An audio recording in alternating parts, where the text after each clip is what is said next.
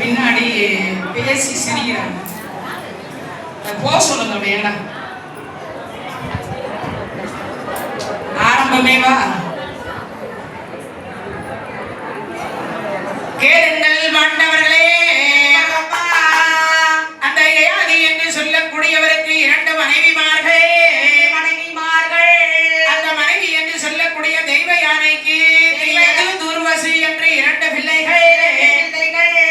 அந்த சன்மிசை என்று சொல்லக்கூடிய அரக்கி பெண்ணுக்கு திரிசு ஆய்வு பூரு என்ற 3 பிள்ளைகள்.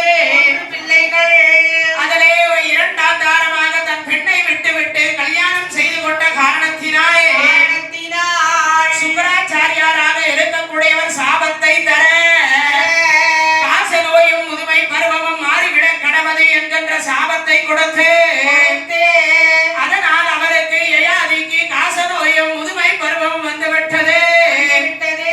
அப்படி வந்த காரணத்தினால 5 பிள்ளைகளை நிற்க வைத்து எங்க உனக்கு இளமையை தாரீர்கள் என்று கேட்க அந்த இளமையை தரக்கூடியவர்களுக்கு நாடு நகரத்தை தருவேன் என்று சொல்ல அப்பொழுது 4 திருக்குமாரர்கள் மறுத்துவிட பூரு என்று சொல்லக்கூடிய மகாராஜா கடைசி பிள்ளையாக இருக்கக்கூடியவர் நான் உங்களுக்கு இளமையை தருகிறேன், காச நோயை வாங்கிக் கொள்ளுகிறேன் என்று சொல்லி அப்படி 1000 ஆண்டு காலம் யயாதியாக இருக்கக்கூடியவர் இளமையை பெற்றுக்கொண்டு அதற்கு பிறகு மீண்டும் பூரு மகாராஜாவுக்கு நாட்டையும் இளமையும் கொடுத்தார்.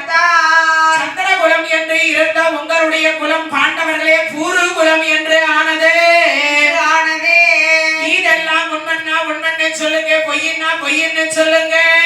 எல்லாம் இது வரைக்கும் சொல்றதெல்லாம் உண்மைதாமா, மேல குறிய சொல்லுங்கம்மா. பூரு